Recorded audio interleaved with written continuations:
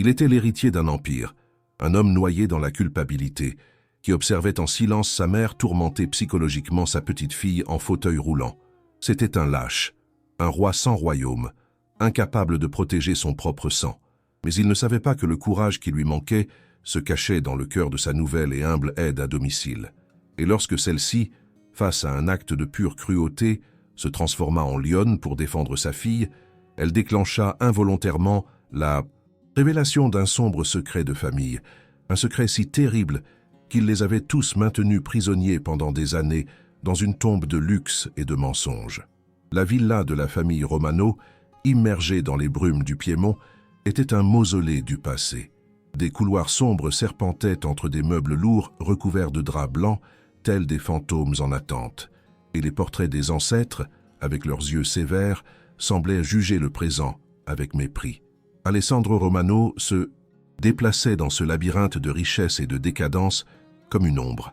Il gérait les vignobles familiaux avec une compétence dépourvue de passion, un devoir hérité devenu sa prison. Depuis qu'un accident de voiture, 5 ans plus tôt, lui avait enlevé sa femme et paralysé sa fille Giulia, il s'était réfugié dans l'apathie, complice silencieux de la tyrannie de sa mère. Avant de découvrir la vérité qui se cache derrière cette terrible tragédie, je vous demande un petit geste. Si ces histoires vous touchent, laissez un like et abonnez-vous à notre chaîne. Nous sommes si proches de notre rêve de 1000 abonnés et votre aide serait un cadeau immense. Que Dieu vous bénisse. Sofia Moretti, la nouvelle aide-soignante, portait le plateau du dîner d'une main ferme, mais le cœur lourd. Chaque jour dans cette maison était une leçon de cruauté silencieuse. Ce soir-là, un son la figea sur le seuil de la chambre de Giulia, la voix sifflante et cruelle de la comtesse Eleonora. Elle jeta un coup d'œil à l'intérieur et la scène la frappa comme une gifle. La petite Giulia était assise dans son fauteuil roulant, les genoux trempés par un verre d'eau renversé, le visage strié de larmes silencieuses. Au-dessus d'elle, sa grand-mère était un vautour en vêtements de marque. « Inutile !» sifflait la comtesse, son mépris emplissant la pièce. « Tu n'es même pas capable de tenir un verre. Tu n'es qu'un fardeau, une honte pour le nom que tu portes. Une erreur. » L'instinct de Sofia, forgé dans une enfance passée en orphelinat à défendre les plus faibles, explosa. Elle ne pensa pas à son travail, à son salaire, à sa vulnérabilité. Elle ne vit qu'une enfant sans défense terrorisée par un monstre. Elle entra dans la pièce, le plateau tremblant dans ses mains, et se plaça délibérément entre la comtesse et le fauteuil roulant de Giulia, faisant bouclier de son propre corps. La comtesse la regarda, outragée par cette insubordination inouïe. Mais avant qu'elle ne puisse parler, Sofia prit la parole la première, sa voix basse mais vibrante d'une colère qu'elle ne se connaissait pas. « Assez, dit-elle. Ce n'est qu'une enfant, et personne ne mérite d'être traité de cette façon. » À cet instant précis, Alessandro passait dans le couloir, attiré par les voix. Il s'arrêta, caché dans l'ombre de la porte, et assista à toute la scène. Il vit le défi dans les yeux de cette jeune femme qu'il connaissait à peine, vit son corps frêle protéger sa fille comme lui n'avait jamais osé le faire. Et pour la première fois en 5 ans, il ressentit autre chose que de l'apathie, une honte brûlante, suivie d'une vague de fureur protectrice. Il sortit de l'ombre, son silence rompu. « Elle a raison, dit-il, la voix rauque. Assez. » La comtesse se retourna, choquée de voir son fils prendre le parti d'une domestique. Furieuse d'être défiée, elle cracha son venin. « Comment oses-tu défendre cette créature ?» hurla-t-elle en désignant sa petite fille. « Tu ne sais rien. Sans elle, ta femme serait encore en vie. » Cette phrase toxique, « Sans elle, ta femme serait encore en vie », resta suspendue dans l'air comme un gaz vénéneux, infectant le silence qui suivit. La comtesse, réalisant qu'elle en avait trop dit, se ressaisit avec un geste hautain, lança un dernier regard haineux à Sofia et quitta la pièce, laissant derrière elle les décombres émotionnels de son explosion. Alessandro resta immobile, comme si ces mots l'avaient pétrifié. Sofia, quant à elle, ignora complètement l'homme et s'agenouilla à côté du fauteuil roulant de Giulia.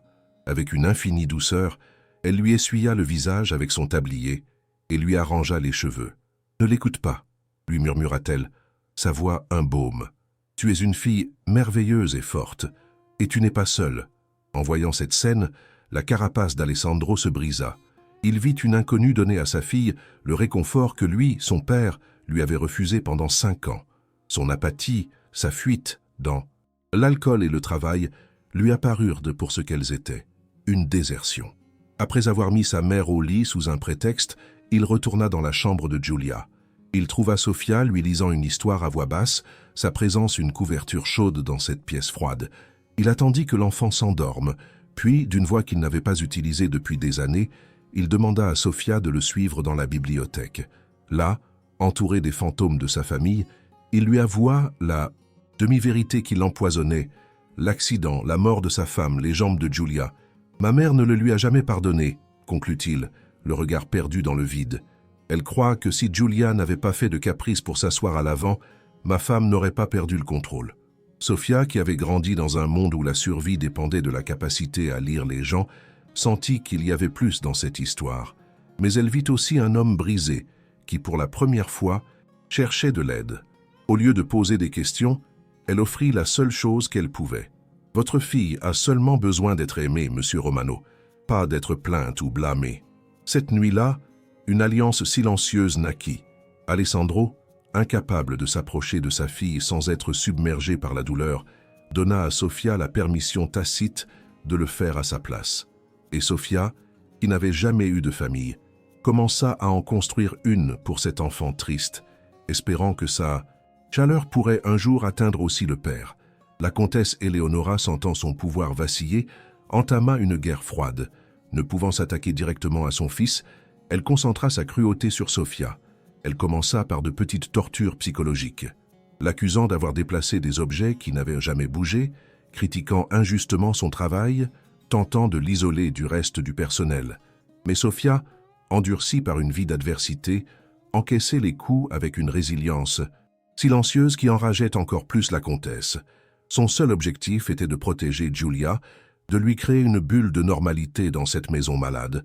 Voyant que les brimades ne fonctionnaient pas, Eleonora passa au niveau supérieur, le discrédit.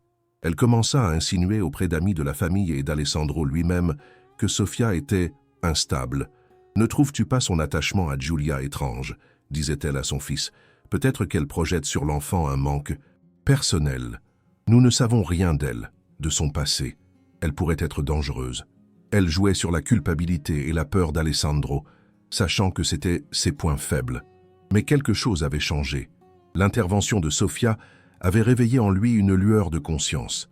Il commença à observer, non plus passivement, mais avec l'œil critique de celui qui cherche la vérité. L'occasion pour la comtesse de porter un coup presque fatal se présenta lorsqu'elle convoqua le docteur Moretti, le médecin de famille, pour une visite de contrôle à Giulia. Le docteur Moretti était un homme faible, avec un sombre secret, une erreur médicale de jeunesse que la comtesse connaissait et qu'elle utilisait pour le tenir à sa merci. Durant la visite, Eleonora manipula la conversation, décrivant des comportements obsessionnels de Sofia, jusqu'à convaincre le médecin d'écrire une note dans le dossier de Giulia, suggérant une évaluation psychologique pour l'aide-soignante, pour le bien-être de la mineure. C'était une arme puissante, une menace officielle qui planait désormais sur la tête de Sofia. Mais le vrai secret, celui qui les tenait tous en otage, était bien plus sombre, et il gisait enfoui dans les souvenirs confus de cette journée d'il y a 5 ans. Ce n'était pas un simple accident. La comtesse qui haïssait sa belle-fille, une femme d'origine modeste qu'elle jugeait indigne du nom des Romano, avait découvert qu'elle voulait emmener Giulia et divorcer d'Alessandro. Dans un accès de rage et de contrôle, elle avait saboté les freins de la voiture, espérant un accident mineur, un avertissement. Mais son calcul s'était transformé en tragédie. Elle ne savait pas que ce jour-là, Giulia serait dans la voiture. La paralysie de sa petite fille n'était pas seulement une source de culpabilité pour elle. C'était la preuve vivante et silencieuse de sa tentative de meurtre. Le docteur Moretti avait été le premier à arriver sur les lieux de l'accident. Il avait tout de suite compris qu'il ne s'agissait pas d'une simple sortie de route, mais la comtesse l'avait acheté, menaçant de révéler son ancienne erreur. Et ainsi le médecin avait falsifié le rapport, parlant d'un coup de fatigue, enterrant la vérité sous un tas de mensonges médicaux. Depuis ce jour, ils étaient devenus complices, liés par un secret qui les rongeait tous les deux. La comtesse ne tourmentait pas sa petite fille uniquement par culpabilité. Elle la tourmentait parce que, chaque fois qu'elle la regardait, elle voyait son crime se refléter dans les yeux tristes de cet enfant. Sofia, ignorant tout cela, poursuivait sa mission silencieuse. Elle commença à travailler avec Giulia sur sa physiothérapie, avec une patience et une détermination qu'aucun professionnel n'avait jamais eue. Elle lui racontait des histoires, l'encourageait, transformant les exercices douloureux en jeux. Et lentement, un miracle commença à prendre forme. Giulia, qui avait toujours refusé de s'investir, commença à réagir. De petits mouvements, un fourmillement, une lueur d'espoir dans des jambes que tout le monde considérait comme mortes. Alessandro, observant ses progrès, se sentit partagé. Une partie de lui était euphorique, reconnaissante, mais une autre partie était terrifiée. La guérison de Giulia signifiait affronter le passé, rouvrir des blessures qu'il avait désespérément tenté de garder fermées. Cela signifiait affronter sa mère, affronter sa propre lâcheté. Et tandis que l'espoir grandissait dans cette maison, la peur de la comtesse Eleonora grandissait aussi, elle qui voyait dans la force naissante de sa petite fille la menace de sa propre destruction imminente. Et une bête piégée, on le sait, devient encore plus dangereuse. La comtesse Eleonora, sentant le sol se dérober sous ses pieds, décida qu'il était temps d'éliminer la menace à la racine. La proximité croissante entre Alessandro et Sofia, combinée au progrès miraculeux de Giulia, créait une alliance qui menaçait de faire s'effondrer son château de mensonges. Si Giulia retrouvait assez de force, peut-être qu'un jour elle pourrait se souvenir de quelque chose de plus de ce maudit jour. Son plan fut aussi diabolique que désespéré. Elle devait orchestrer un accident final, un qui ferait taire à jamais la preuve vivante de son crime, sa petite fille. Et l'occasion parfaite se présenta sous la forme du vieil ascenseur grinçant de la villa. Un soir, alors que tout le monde dînait, elle s'éclipsa sous un prétexte. Avec une clé qu'elle gardait cachée depuis des années, elle ouvrit le petit panneau de maintenance de l'ascenseur. Elle n'était pas une experte, mais elle n'en avait pas besoin. À l'aide d'une lourde pince coupante prise dans la remise, elle commença à sectionner méthodiquement les câbles de sécurité secondaires et à endommager le mécanisme du frein d'urgence. Elle ne voulait pas une panne immédiate, mais une défaillance catastrophique au bon moment. Son plan était simple. Le lendemain, elle insisterait pour emmener Giulia voir les vieilles fresques de la bibliothèque à l'étage supérieur, un endroit que l'enfant aimait, et l'attirerait ainsi dans le piège. Sofia, cependant, avait développé un sixième sens pour les machinations de la comtesse. Ce soir-là, une inquiétude inexplicable l'envahit. Après avoir couché Giulia, en passant près du bureau de la comtesse, elle entendit sa voix basse et sifflante au téléphone. Elle s'arrêta, l'oreille collée à la porte. « Oui, Moretti, tout est prêt, » disait la comtesse. « Demain matin, notre petit problème sera résolu, définitivement. Assure-toi juste que ton rapport soit prêt. Tragique accident domestique, et notre part du marché sera honorée. » Le sang de Sofia se glaça. Elle comprit que le docteur Moretti était impliqué et qu'il planifiait quelque chose de terrible contre Giulia. Sans avoir le temps de réfléchir, elle courut chercher Alessandro. Elle le trouva à la cave, fixant un vieux tonneau avec un verre, à la main déjà à mi-chemin de sa fuite alcoolisée habituelle. « Monsieur Romano, vous devez m'écouter, » dit-elle, d'un murmure urgent. Elle lui raconta l'appel téléphonique, son terrible soupçon. Mais Alessandro, embrumé par le vin et sa propre apathie, la regarda avec scepticisme. « Sofia, ma mère, est une femme difficile, mais ce n'est pas une meurtrière, » dit-il avec une lassitude infinie. « Ce doit être encore un de ses plans pour vous faire renvoyer. » Sofia le regarda, désespérée.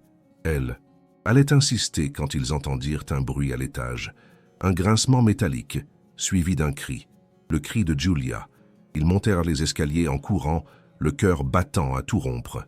La scène qu'ils découvrirent était glaçante. La comtesse était près de l'ascenseur, la porte ouverte, et tentait de pousser le fauteuil roulant de Giulia à l'intérieur. « Allons, ma chérie, grand-mère va te montrer tes anges, » disait-elle avec une douceur terrifiante.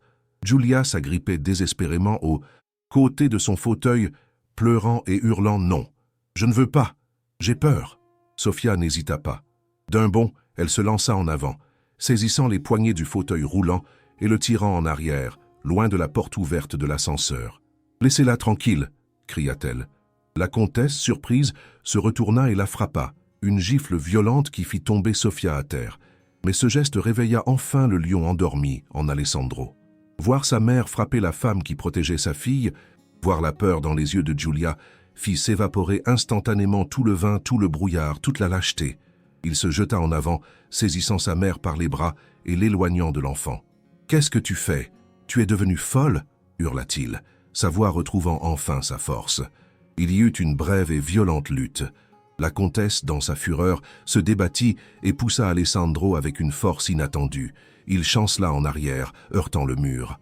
À cet instant, Sofia s'était relevée et s'était de nouveau interposée entre la comtesse et Giulia. Eleonora, voyant son plan échouer, eut un dernier élan de folie. Elle se jeta sur Sofia, tentant de les pousser toutes les deux, elle et le fauteuil roulant, dans la cage d'ascenseur vide. Mais c'est alors que l'impensable se produisit. Giulia, voyant Sofia en danger, avec un cri de terreur et d'amour, posa ses pieds au sol. Poussant avec une force que personne ne lui connaissait, elle déplaça légèrement le fauteuil sur le côté, déséquilibrant sa grand-mère. La comtesse, prise au dépourvu, perdit l'équilibre. Pendant un terrible instant, elle resta en suspens sur le seuil, les bras s'agitant dans le vide. Alessandro, s'étant ressaisi, plongea pour la rattraper, mais il était trop tard. Avec un dernier cri, Eleonora Romano chuta dans le noir. Un bruit sourd, suivi d'un silence contre nature et terrible, fut la seule réponse. Alessandro resta immobile, haletant, regardant la cage vide. Il avait essayé de la sauver. Malgré tout, il avait essayé de sauver sa mère. La police arriva et la villa redevint une scène de crime. Mais cette fois, la vérité ne pouvait être cachée. La pince coupante dans la remise, les câbles sectionnés, le témoignage de Sofia. Et puis, le coup de grâce. Le docteur Moretti, terrifié à l'idée d'être accusé de complicité de meurtre, s'effondra. Il avoua tout. Le sabotage des freins 5 ans plus tôt, le rapport falsifié, le chantage, le château de secrets et de mensonges, s'était enfin écroulé, ensevelissant sa reine sous ses propres décombres. Après le départ de la police, une aube grise trouva Alessandro, Sofia et Giulia assis dans le grand salon, enveloppés dans des couvertures. Ils étaient épuisés, traumatisés, mais pour la première fois, ils étaient libres. Alessandro s'agenouilla devant le fauteuil roulant de sa fille. Il lui prit ses petites mains et, pour la première fois, il lui parla de ce jour. Non avec des mensonges, mais avec la vérité. « Maman n'est pas morte à cause de toi, mon amour, » dit-il, les larmes coulant sur son visage. « Ce n'a jamais été de ta faute. C'était la mienne, pour avoir eu peur d'affronter la vérité. Mais je n'aurai plus jamais peur. » Il leva les yeux vers Sofia, dont le regard croisa le sien plein d'une promesse silencieuse. Aucun de nous n'aura plus jamais peur. Et dans cette promesse, dans cette pièce froide d'une villa pleine de fantômes, une nouvelle famille naquit. Aimez-vous cette histoire? Laissez un like et abonnez-vous à la chaîne. Beaucoup de gens ne laissent pas de like et cela nous attriste beaucoup. Nous comptons sur votre aide. Maintenant, continuons avec la vidéo. La chute de la comtesse Eleonora, à la fois littérale et métaphorique, fut le tremblement de terre qui permit à la famille Romano de démolir enfin sa prison de mensonges. La confession du docteur Moretti ouvrit une boîte de Pandore juridique qui lava le nom de la défunte épouse d'Alessandro et, plus important encore, libéra Giulia du poids insupportable d'une culpabilité qui ne lui avait jamais appartenu. Alessandro affronta le scandale la tête haute. Au lieu de se cacher, il fit une déclaration publique racontant la vérité sur la manipulation de sa mère et annonçant la création d'une fondation au nom de sa femme pour aider les victimes de violences psychologiques domestiques. Ce fut son premier, véritable acte d'homme libre. La villa, imprégnée de trop de souvenirs douloureux, devint un fardeau insupportable. Par une décision qui choqua le monde conservateur du Piémont, Alessandro la mit en vente. Il vendit les vignobles séculaires, les meubles anciens, les portraits des ancêtres. Il ne vendait pas un patrimoine, il vendait le passé. Avec les bénéfices, il déménagea avec Giulia et Sofia dans une maison moderne sur la côte Ligure, une maison pleine de lumière, de fenêtres donnant sur la mer, sans couloir sombre ni secret. C'était une toile blanche sur laquelle ils pouvaient enfin commencer à peindre leur vie. Ce nouveau départ fut entièrement consacré à Giulia. Avec le soutien indéfectible de Sofia et le dévouement nouveau et total de son père, la jeune fille entama un parcours de physiothérapie intensive dans l'un des meilleurs centres de rééducation d'Europe. Ce fut un chemin long et difficile, fait de petits succès et de rechutes frustrantes. Mais cette fois, Giulia n'était pas seule. Sofia était là à chaque séance, transformant la fatigue en jeu, et Alessandro était là chaque soir pour masser ses jambes fatiguées, lui racontant des histoires non plus de princes et de princesses, mais de petites filles courageuses qui escaladaient des montagnes. L'amour, s'avéra-t-il, était le plus puissant des médicaments. Un jour, près d'un an après leur déménagement, le miracle se produisit. Julia, agrippée à 2 barres parallèles, les jambes tremblantes d'effort, lâcha prise. Elle fit un pas, puis un autre. Chancelant, incertain, mais c'étaient des pas. Alessandro et Sofia, qui la regardèrent depuis le fond de la pièce, restèrent bouche bée, les larmes coulant librement sur leur visage. Ce n'était pas seulement une victoire physique, c'était le symbole de leur renaissance. Ils apprenaient tous à marcher à nouveau, laissant derrière eux les fauteuils roulants, qu'ils soient réels ou métaphoriques, qui les avaient maintenus prisonniers si longtemps. 2 ans plus tard, une plage ensoleillée. Julia, maintenant âgée de 12 ans, ne court pas, mais elle marche. Elle marche. À l'aide de 2 attelles légères, mais elle le fait avec une détermination et un sourire qui illuminent tout ce qui l'entoure. Elle tient la main d'Alessandro d'un côté et celle de Sofia de l'autre. Ils ne sont plus l'employeur, l'aide-soignante et l'enfant malade. Ils sont une famille. Ils rient, s'éclaboussent, heureux. La tragédie n'a pas été effacée, mais elle est devenue la fondation sur laquelle ils ont bâti leur force. Ils ont appris que la vérité, même la plus brutale, est le seul chemin vers la liberté, et que le véritable amour n'est pas celui qui vous empêche de tomber, mais celui qui vous donne toujours la force de vous relever. Croyez-vous que la vérité a le pouvoir de guérir même les blessures les plus profondes? Laissez un like si vous pensez que le courage d'une personne peut inspirer le salut de beaucoup. Abonnez-vous pour plus d'histoires où la justice, même tardive, triomphe toujours. Commentez la force de l'amour si vous croyez aussi au nouveau départ.